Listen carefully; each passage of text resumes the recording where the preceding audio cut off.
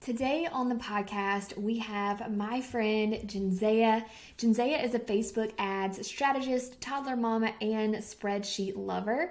As the founder of JD Teacherpreneur Marketing, a boutique Facebook ads agency, she helps ambitious course creators, service providers, and coaches amplify lead generation, grow their email list, and ultimately make more money with their amazing offers. Jenzea has helped me with my ads, and she helps so many others.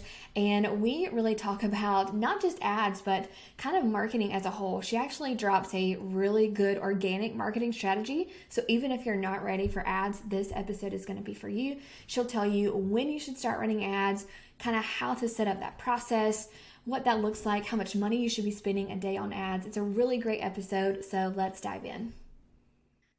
Welcome back, everyone, to the Course Creation Mama podcast. I'm your host, Lindsay Bowden, and we are here with Jenzea, the Facebook ads expert. She is just so smart with Facebook ads. She's helped me a lot with mine, and I can't wait to ask her all the things about Facebook ads for course creators. So welcome, Jenzea. Hi, thanks so much for having me. Yeah, so tell us kind of who you are, what you're doing now. How do you help people with Facebook ads? So I am a former classroom teacher, sort of. I'm still in the classroom 1 day a week, and I started running Facebook ads about 3 years ago now for my own business, and it has kind of snowballed from there, where I now help other teacher business owners, course creators, coaches, that type of group of people run Facebook ads for their businesses, primarily to generate new leads, make sales. Awesome. So you started running ads yourself and then you started transitioning into helping other people. How did that happen? So I, if I remember correctly, I posted in a group that I was part of, like, I'm running my own ads and I was looking for some help. And somebody was like, "Oh, can you help me?" And I was like, "Yeah, sure." So we kind of muddled through those waters together. And that happened a few times. And then somebody reached out, was like, "Can I pay you to do my ads?" And it's like, I mean, is that really a thing? And that's when I learned about like the multi-billion-dollar industry that is Facebook ads Mhm. and Instagram ads, like Meta's ads, really. So it was kind of just an accident. I wasn't like actively looking for clients or like trying to make this my business. It just kind of, yeah, happened. So once I got my first paying client, we kind of went through that process together, stumbled through it, I guess, together. I got another client a very similar way. And then I was like, I think I could make this a thing. Like, I think I'm good at it. I know what I'm talking about. Like, I'm doing like doing something. Like, this isn't just me fumbling around with my own ads. I'm actually able to help people. And when I was in university in Canada, where I am, you do your undergraduate degree, then you have to apply to what's called Teachers College, and you apply in like November, and then they don't tell you until April if you get in. So there's this really long waiting period. And in that waiting period, I was telling all my friends, like, if Teachers College doesn't work out for me, I'm going to go into marketing. Like, I'm going to be a marketer. Like, I'm going to go into marketing. So now I feel like this accidental happenstance is a collision of the best two parts of my life and my past, of like wanting to get into marketing and also the teaching side, and I get to do both of them. That's really cool. I like that story a lot. So, okay, do you primarily run ads for people or are you also teaching people how to DIY their own ads? Do you do both? I primarily run ads for people. I do have a course, um, a Facebook ads course that has recently been put into the vault. Oh, So because of the changes and updates to the platform, it wasn't accurate anymore. And so until I have the time and space to re-record the modules, it needed to go into the vault. So um primarily it is running ads for others. And also I do strategy sessions too. So we kind of do it together. You share your screen and I can help you kind of stumble through the ads manager yourself, so that you feel confident that, I'm seeing your screen. You know what you're doing. It's a little bit less intimidating that way. yeah, because I swear every time I log into my business suite, something is different. I'm like, can you guys just keep it the same for like a month because this is so stressful. And my students, I help them with Facebook ads sometimes, and yeah, it would be so hard to just have a Facebook ads course because you would have to be re-recording videos all the time. Yeah.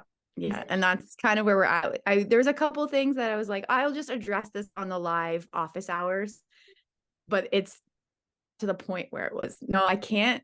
It's so different that I can't just address it on a live office hours. It's so different that I really need to re-record. So yeah, that it needed to go in the vault.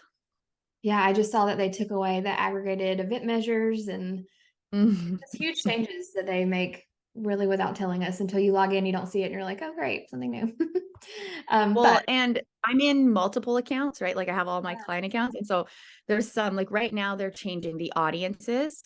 And so yeah, some of my accounts I log in and it's the new Advantage Plus audiences. I'm not sure if that's what they're calling it or not, but it's the new, and then some of them, it's still the old way of doing it. And there's been some features that roll out over 3 to 6 months and I gradually get them and eventually it's all, but then there's other features that it never gets to everybody.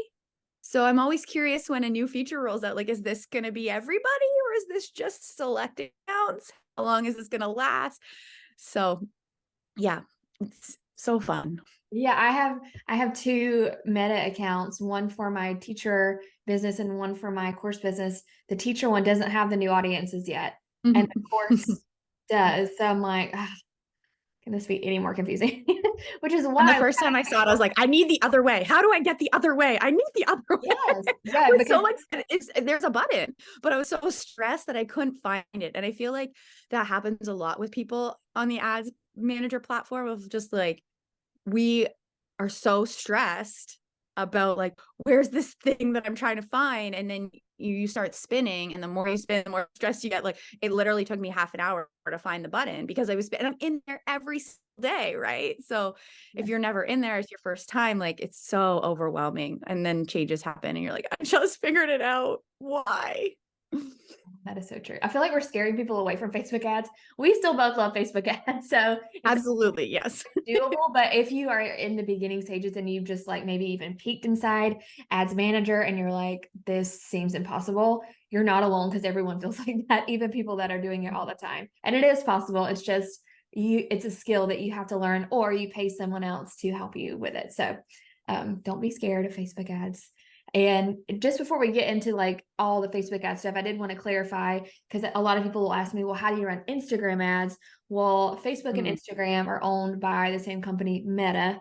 And actually, I think Facebook is now called Meta. But when you sign up for an ads account, you can run ads to both your Facebook/Meta page and your Instagram. So they're the same thing, basically. Just to clear that up. That's a very important clarification. Okay, so let's kind of start in the beginning. This is like such a huge question, so it could really go anywhere, but how does the process kind of work of Facebook ads? Like, how are Facebook ads helping people earn money? Kind of what kind of person would use a Facebook ad? Kind of start us from the very beginning if someone really doesn't really know anything about ads. So the most important thing I think everyone needs to know about ads is that they're a traffic source. So they are all ads are doing, no matter what type of ad you're running, it's really just getting more eyes on the thing you're promoting. Similar to like one of those big, oh, I'm losing the word now. I was going to say bulletin board, but that's not the word I'm looking for. Billboard. The ones that are like billboards, yes, on the highway. That's Yes. more eyes on that realtor's business or the car that they're trying to sell, right? And Pinterest, you're same thing, more eyes on whatever you're pinning. So I think that that's the most important piece of information is that Facebook and Instagram ads are additional traffic to what you're promoting. And there's 3 different things that typically you're going to be promoting. The first one that I recommend everyone start with is lead generation. So you're promoting your freebie or a video training, a video series, some way that you can get new people onto your email list. The second one is content. You can promote blog posts, podcast episodes, Instagram or Facebook posts so that you get more eyes just on your brand those are nurture ads or visibility ads. So you're just becoming more aware to people. You're using that content to nurture. And then the third type of ads are sales ads, where it is going to something that is for sale. And that's the order that I recommend people run them in, is the list building ads first, brand awareness or visibility ads second, and then sales ads third, because a lot of our selling these days should be happening primarily from your email list. That's my opinion. And so we're selling primarily to the warmest audience that we have, which is the people who are opening our emails. And we're using everything else that we're doing, the content, the social media, any live videos or podcasts or anything that we're doing like that, as nurture to build the relationships. Even your weekly emails should be building the relationship and nurturing your audience. And so the bigger your email list is, the bigger your warm audience is. And then when you do go to sell, if you have a launch, an open cart, whatever way you're going to do that, those are the people that you're going to buy, that are going to buy from you. And then once you're at a point where you want to start retargeting sales ads, it would just go to those warmest people who have shown some sort of interest in whatever you're selling. And so again, the list building ads make that warm audience bigger, which is why I think it's important to start there. Yeah. So, and I feel like a lot of course creators, when I do this, they want to run an ad directly to their sales page, like as their first ad. And maybe they're selling a course for like $197. And just, I tell themselves, okay, think about if you are on Facebook and you had never heard of this person before. Everyone has seen those pictures and they say sponsored. That means it's an ad. That's a Facebook ad. They click on it and it takes them to a sales page and someone wants them to pay $197 when they've never heard of this person before. Most likely you're not going to do that. You need to start building that know, like, and trust factor, which is what Jinsei is talking about. So starting with ads that help build your email list. In fact, I've been running ads for 6 years now, and I've never run an ad to a sale, like directly to my course sales page. I only run lead gen ads. I have run a couple of purchase ads to like mini offers, so like Yes. $7, $17.37, but never directly to an online course. I sell in my emails. So don't think that you can just run an ad and get a sale directly. It's a long process of really expediting the growth of your email list. You can do it a lot faster with ads as opposed to making an Instagram post every day or something like that. So I like to say that. And you have to remember too, with that, like the buying cycle that people go through is getting longer, because trust in the online space is kind of at a low point right now. And so it can take somebody, it used to be, I would say, like 6 to 12 weeks to have found you and then be ready to buy. It's now like 3 to 6 months and sometimes even longer. If your course is even more than like $197, if you're selling like $1,000 course or something like that, then you might even be looking up to like 12 months before somebody has followed you, consumed your content, had all those touch points with you, seeing your name in their inbox every single week or every month before they're ready to even start the process of considering buying from you, right? So it really is a long game. And so building your list consistently over time really facilitates success down the road. And so it's like training for the marathon, right? Like it's those miles that you're putting in over time and growing your list, so that when you do your launch, people have been on your list for 3 or 6 months, and then they're like, oh, I'll go to that webinar. And then, oh yeah, this is great. Like in the open cart, when all the hype's happening, they've already known about you for so long. Yes, man, that is so true. And I think that because we live in this world of instant gratification and things happen so quickly, new course creators expect to be making sales immediately. And you really have to work on, I always teach in my programs, build your audience first and start your email list before you even start the first module of your course, because it takes a long time. It takes a long time for people to trust you. Plus the economy right now is not at its best. People are choosing between groceries and other things.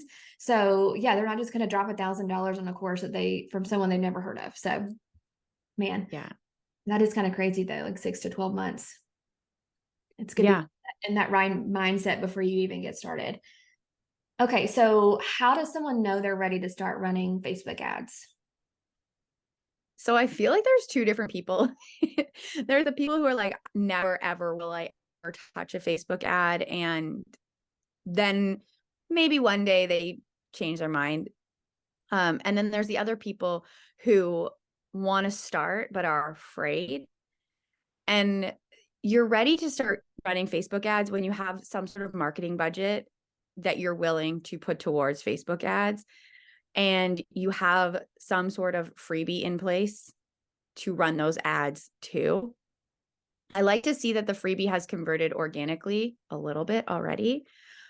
But really, you can start running ads a lot sooner than I think most people do, as long as you're willing to put the money in. And it's a time versus money choice. Do you want to put the time and energy and effort of posting every single day on Instagram and keeping up with the pinning? Or do you want the Facebook and Instagram ads to do a little bit of that work for you because they're running 24/7 and they can bring people in while you're not posting? You don't necessarily need to have something to sell before you start running ads, but you need to have something in mind. You need to know where you're going so that you can be getting the right people onto your list, that once that course is ready, you'll already have the list built. Because if you're kind of like, well, I want an online business, I don't know, I'm just going to get people on my email list. You might have teachers and moms and fitness enthusiasts and like business owners, you have all kinds of different people. Not all of them are going to be interested in what you have to offer. So knowing what that thing is first really helps facilitate your ads so that they're building your list with the right type of people. Yeah, I think that that's the big thing, is knowing where you're going and having the freebie ready so that people are coming onto your list and they're getting something. And then the next thing after both of those is consistently emailing your list. Because if you're paying to get somebody onto your email list and then you're ghosting them, then you're basically wasting your money, because people probably will not remember who you are. And so when you do start emailing, or you go into a sales phase and you send out your 10 emails in the week or whatever you're doing, but like, who is Jenzea? Like, I don't remember this person, unsubscribe. But if you're consistently showing up every single week or every other week in their inbox, then they'll remember, oh yeah, Jenzea is a Facebook ads person. Let's see what she's selling. Like, let's see what this launch is about, right? And so you want to have that also in place. Yes, don't ghost. I see that all the time, man. Okay, so just to kind of recap what you said, because that was really good. So you want to kind of make sure you have the end in mind. So, and this is so important when you're making your freebie or your lead magnet. And I've had other episodes on this. You can go back and listen to like how to start an email list, but your lead magnet needs to be directly related to what your course or program, membership, coaching is going to be about. Otherwise, like they said, you're going to have all these random people on your list that aren't interested in your product. So taking the time in the beginning, even if you're one of those people that just like to jump in and figure it out on the way, I am one of those people, but it's really important to be intentional about the freebie that you're creating and making sure that's going to attract the right people. And okay, so you did say something about having the budget. Can you speak to that a little bit? Like, what type of budget should they be looking at in the beginning? So my like standard across the board recommendation is $25 a day for ads, like the ad spend amount, which is about $750 a month. There are niches, specifically teacher businesses, that can get away with a lower budget, but I wouldn't recommend going too much lower, and just having it in your mind of like the 750, so that that's the amount that you're ready to spend, would be my recommendation. Now, if you only have like, let's say 250, you could run ads for 10 days and then pause. And then the next month, run them again for 10 days and pause and run them again for 10 days. But every month you're running them for 10 days on a consistent basis. You don't necessarily need to wait until you have the full 750 to run the ads for that month, but just whatever your is, being ready to spend it, being comfortable spending it, and not having to make the decision between like groceries or ads. I would go groceries every time. Yeah, same.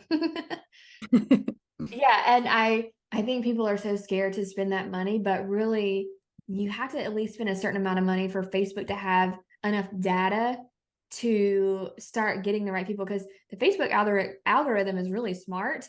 And I've actually been Mm-hmm. testing some ads where I will give it an audience at first, and then I'll go back in and take all the parameters off the audience and just let Facebook run it to whoever, and they find all the right people. Like it's really creepy, but also great for business owners. So, but you have to Mm-hmm. have enough money flowing into that ad for Facebook to be able to figure that out. Like who wants this ad? So who else can I show it to that also might want this ad? So yeah, having the right budget is really important. Okay, so starting with the end in mind, making sure that you're intentional, and then having the budget. And then once you're getting these people on your email list, committing to nurturing them every week so that they don't forget about who you are and you're not wasting your money. So I really like that. Yeah. Yeah.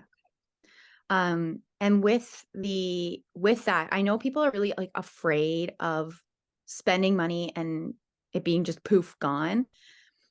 If you're running lead generation ads, I like to talk about the people who are on your list as a form of return on ad spend. It's not a financial return. Like you're not spending $10 on ads and then $10 are going to be in your bank account. But you do have the potential of spending $10 and 10 new people are on your email list.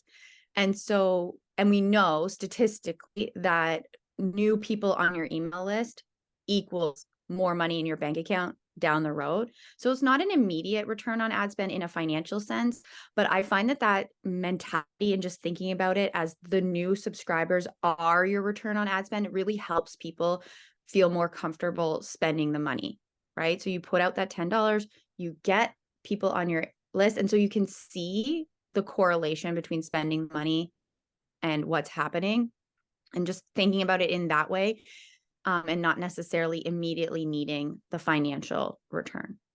Right. Yeah, because your email list size is really what tells you the profit potential for your course or program. So building Mm-hmm. that email list is the best way to ensure you have a profitable launch. And you don't have to use ads. So if you are just really scared of ads, you're not making any money yet, it's totally okay to start with organic traffic.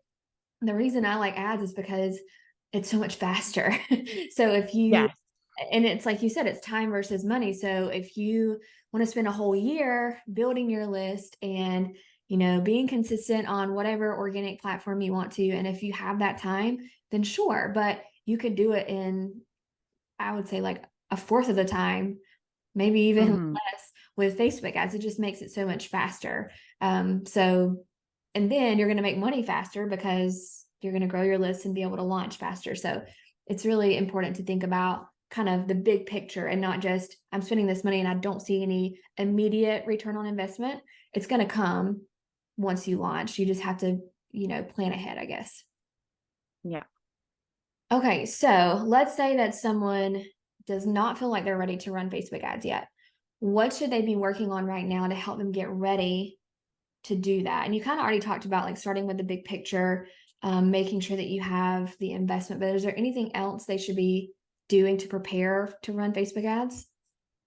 So I mentioned this already, but consistently emailing your list is important as well, so that you're not getting new people on and then ghosting them. So already being in the habit of emailing your list on a regular, consistent basis. And my recommendation is once a week, but every other week or once a month is a good place to start, with the goal of working up to once a week if you can't start right immediately at once a week. And then similar to that is some sort of long form content that you're putting out on a consistent basis. So that could be video content, live video on Instagram or Facebook or another platform. It could be YouTube videos. It could be a podcast that you're putting out, or regular blog posts. My personal preference is podcasting. There's a really there's really big value in video because they can see and hear you. So if you have the ability to put out consistent video, then that's a really great option. My personal last choice is the blog, because there's no voice involved, there's no video involved, so it takes the longest for people to really get to know you and build a connection with you. But for a lot of people, blogging makes the most sense and is the easiest.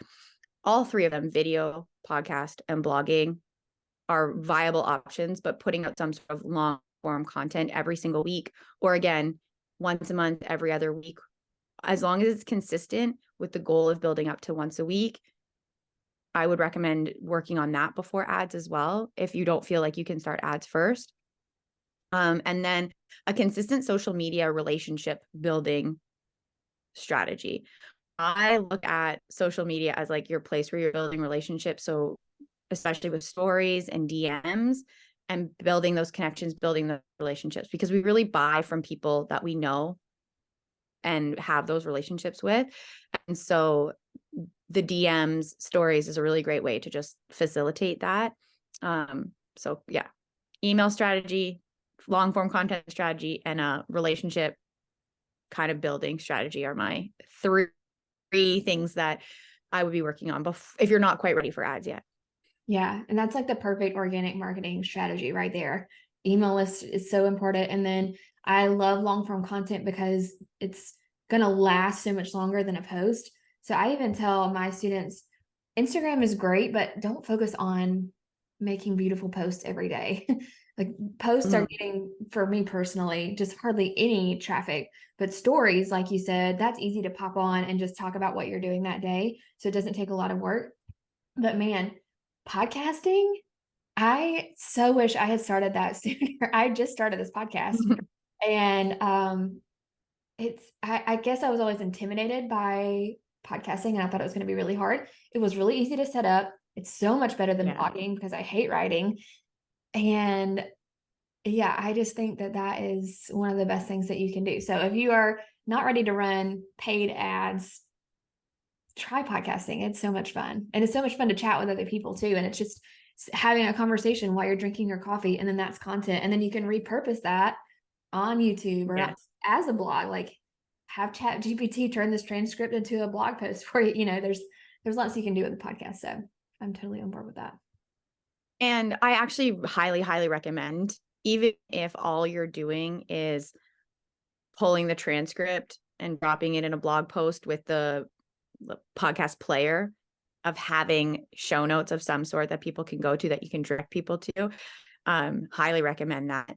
You can put a pixel there onto your show notes, so that when you are ready to start running ads, you have built an audience of podcast listeners who are going to your website as well.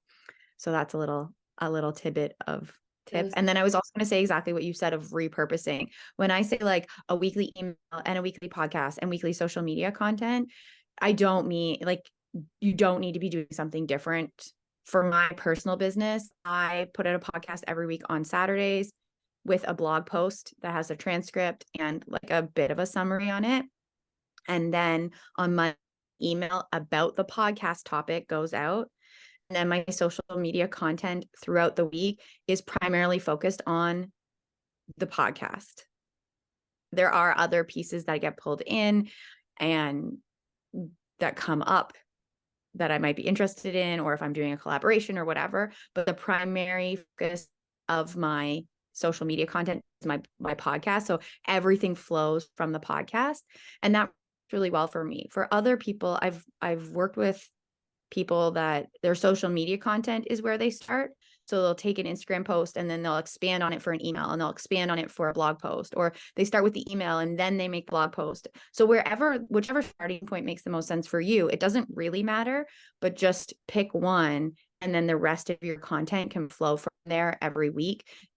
Or like if you're on a bi-weekly schedule, you could do podcast one week, email the next week, podcast, email. And so they're still getting something from you every week.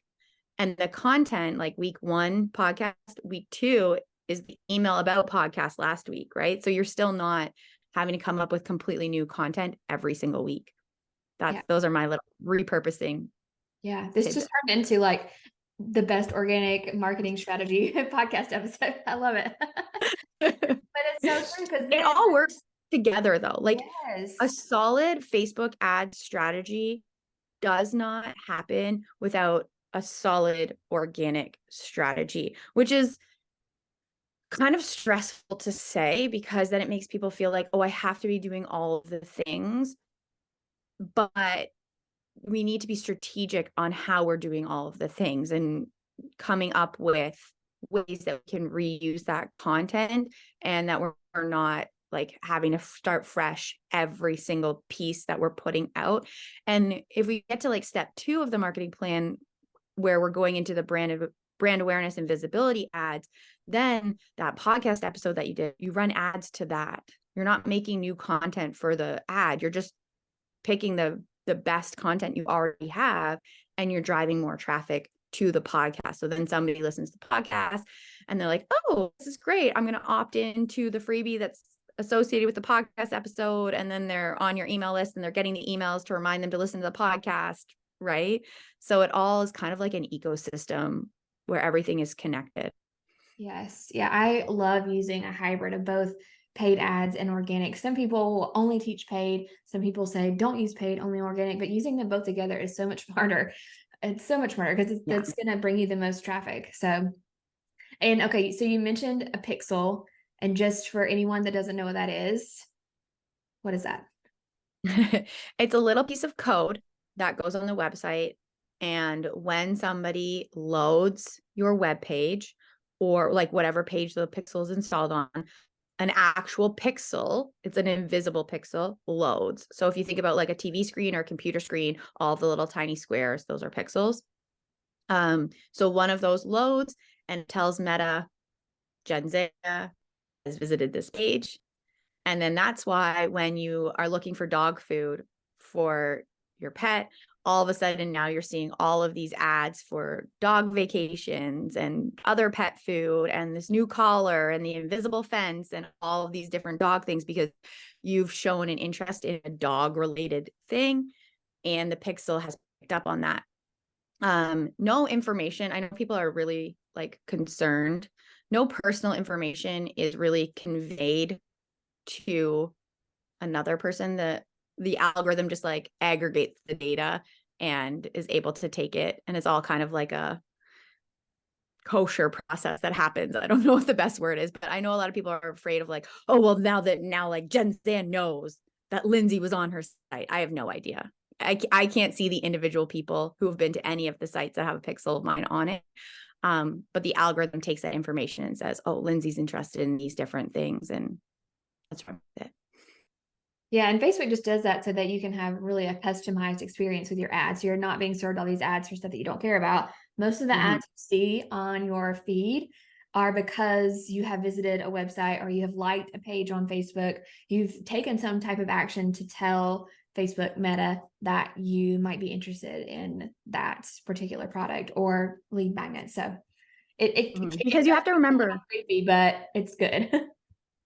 Meta's like one of their main, if not their main income source is ads. So they want the ads to be the most positive possible experience for everyone, from the consumer, the person scrolling Facebook, to the person running ads, to the companies that are profiting from. Like they want everybody, because the more positive an experience it is for everybody, the more ads that people are willing to run, the more likely you are to click on an ad. And when you click on it, and like it just all plays into it. So they want the ad experience to be the best for the consumer. And so the algorithm really is doing its best to figure out like, what kind of things will you actually click on? Will you actually do? I get a lot of ads on Instagram when I'm on my phone for games because I will download the game, and that's what they want me to do. Right. Yeah. I am a sucker for to play it for like 10 seconds. And I'm like, oh, this looks like a lot of fun. I'm such a sucker for it. So I get so many of those ads. And so if you are clicking on ads or you're doing the thing that they want, it might be watch the video, it might be click on the link, it might be download the game, it might be sign up, you're more likely to get more of those ads because, again, you're doing what they want you to do. So yeah. And if you report ads, you're like, this is not for me, this is bad content, you're more likely to get less of those. Now, I don't recommend you like report spam on not spammy ads, but you can click on like, don't show me this anymore, not relevant to me, so that it helps to further customize your ad experience so that you are just getting ads that like really are relevant to you. Yeah. And so speaking of the pixel, this is probably a step you should take even before you're ready to run ads. If you have a website and you're putting long form content on there, like a blog or even like show notes from your podcast, go ahead and install the pixel on that website. You can Google it. There's YouTube videos. Ask Yeah. someone to help. And that way Facebook can start tracking the people that are on your website so that when you're ready to run ads, they already know, okay, these are the people that are interested in this person's product, this person's business, and you already kind of have a warm audience started. Yeah. And the pixel doesn't go retroactively. So it only starts from like the day it's installed. And like you said, if I'm working with a new platform, I just Google like Squarespace and Facebook Pixel or Meta Pixel, lead pages, and they all have to like help articles. And then a lot of them also, people have done YouTube videos about them. If you're using WordPress, my recommendation is the Pixel Your Site plugin, but there are other options. TPT, if you have a TPT store, you can install your Pixel there. And as long as your business has like one main facet, you can use the same pixel. So Lindsay and I have similar experiences where we have kind of like two branches to our business. My TPT store is specifically for French immersion, like primary immersion math teachers. So I have one TPT pixel for those people. And then I have a second pixel for my Facebook ads business because it's for teacher business owners. So I have two very different audiences. So I have two pixels. But if your blog and your website is for your TPT store people, the same people, you want one pixel. You do not need multiple pixels. Yep. And once you create a pixel, you can't delete it. So don't create a bunch of new pixels. I have two do not use pixels in my own personal ad account because I made them before I learned about that. Same. So yes. We all do. It's okay. It's okay if you accidentally make an extra one. You just need to remember which one is the right one and which one is not. Yeah. Okay, so let's actually get into, so someone is ready to run Facebook ads. What are the first steps? What do they need to do? Go in and set up your ads manager. Make sure that your Facebook page is connected, your Instagram page is connected, that you have an ad account, you have a payment, like all of those kind of fundamental steps are set up. And then yeah, find somewhere that you're going to like copy the steps, because the first couple of times you're probably going to want a tutorial up, whether it's a course like the one that I offer. I mean, did they mine's in the vault right now, but like it could be a course, it could be YouTube videos, and you're going to like step by step walk through it. But even before you do that, you need the landing page, you need the actual freebie and a way to deliver it. So that email sequence set up, images and ad copy. Those are kind of the basics. It's so much though. It is. And I feel like so many people, you kind of like, you said the first step and it was like multiple steps. And I feel like so many people get stuck on one of those steps because even if I like make a video tutorial on how to set up your first ad account, it's going to be different by the time they're ready to do it because it just is going to look different because Facebook is always changing, like even the way the platform looks. But you said, okay, so they need to, so how do you even get to ads manager? Like some people don't even know that. Do they need to set up like a business account? Yeah. So if you've ever boosted a post on Facebook or Instagram, which most people who have businesses in my experience have boosted a post, you will already have it will already have happened behind the scenes without you even knowing it. But if you go into the ads manager, and so hold on, I will get the actual, what is it? Facebook.com/ads manager will get you there. Okay. And just for people that are like brand new, you have to have a Facebook business page. So you don't run ads from your personal account. You have to make a page. And it will prompt you to do all of those things if you don't have it in place. So when I go to the ads manager, like facebook.com/ads manager, it opens up the actual ads manager for me. But if I were to log into my husband's account, it would pull up a page that's like, create your business account, because he doesn't have that already. So and it's a very easy process. Like it literally walks you step by step through of naming the business, connecting the pages that you need to connect. I would say about 75% of the strategy sessions that I do, this is what we're doing, is walking through setting up the ad account so that it's set up in the right way, creating audiences, making sure that those are all in place before you run ads, because it is a stressful time of running ads. Yeah. Yeah.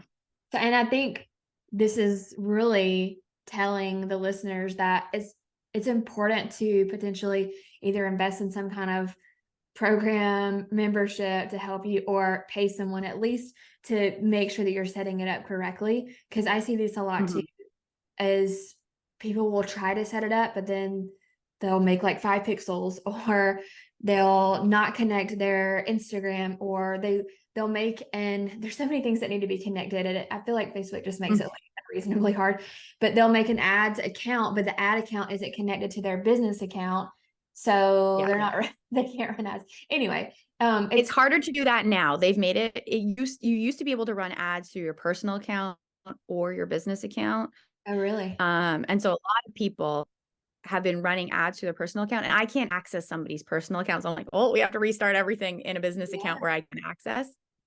Um, they've made it harder to do that now. They don't want you running ads through your personal account. So it really like pushes and defaults to a business account and like create business. Like I connect it, which is good because that's how it should be. There's very few reasons why you should be running ads through a personal account. I can't think of any reason. Even if you're a sole proprietor, like Canada, it's kind of the equivalent of an LLC. But like even less of a business, if you will, in some ways. But as a sole proprietor, like I still want to be running my ads through a business account. I still want to separate that. I still want the business identity and my personal identity separate. The other reason why I think it's very valuable to have somebody else help you through that is make sure you have things like your domain has been verified, you have two-factor identification turned on. I try to always have a conversation on these strategy sessions now in the last like 6 months, especially about how to be sure your account is secure, because there's just so many more instances of hacking that are happening. And so what are some of the ways that you can protect yourself from that hacking from happening?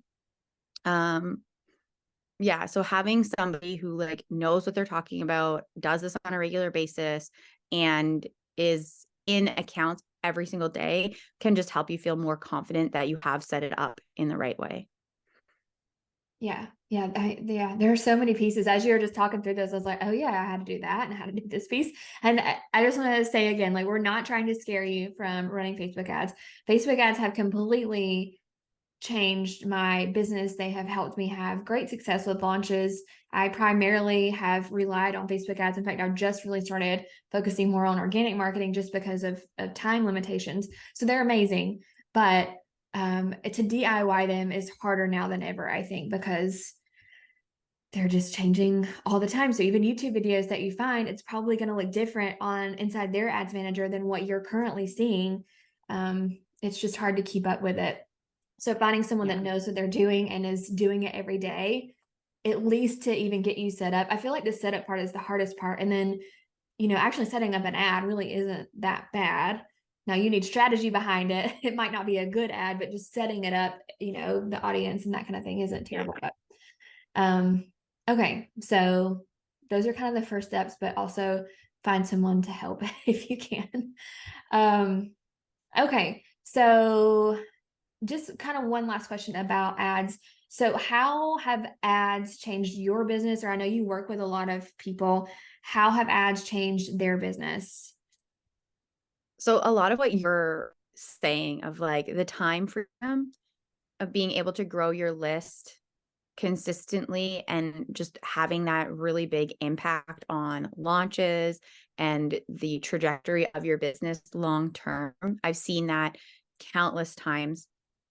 I've also seen them like really just take that stress, social media off of people's plates, because as social media, the algorithm has got harder to work with and growth strategies just stop working or aren't working, or the amount of content we just have to put out is changing and increasing. I feel like that has added just a huge stressor on people. And I've seen Facebook ads be able to kind of like take that away because they don't have to do as much of the heavy lifting. And again, it comes back to like, are you able to put the time and energy in, or are you able to put money into it? And I think at the beginning of our businesses, we really do have the time to put in. And then as it grows, we really need to shift towards the money.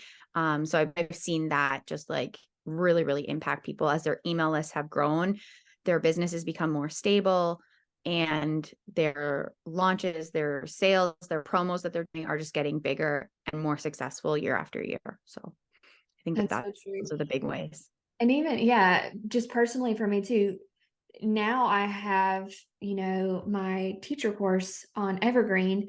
And so I don't do anything with that business really. I mean, I work maybe an hour a week just checking Mhm. ads and making sure everything looks good. But once you have some ads that are working for you and converting well, I'll get between 7 and 10 sales of my course a week from ads. And yes, I'm spending money to make money, but I am making, a lot more money than I'm spending. So I'm fine with that. Mhm. And I don't have to spend any time on it. So I'm consistently bringing in income for my family because I am running these ads and I don't really have to do anything. Now that takes time to set up. That's not going to be something that happens in the beginning, but just for all of you looking forward, that can really be something to kind of strive for. Once you get your course set up and you're launching and all of that, then you can really use ads to kind of put it on autopilot. So yes, Jinsei, this has been so informative and so helpful for people that are even not ready to run ads. You gave like a stellar organic marketing strategy for them.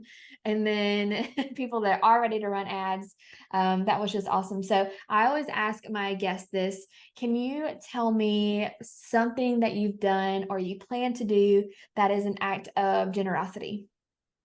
Okay, so this is all thanks to my business, actually. I got the idea, I don't remember where. I loosely follow the profits first method where like specific percentages go.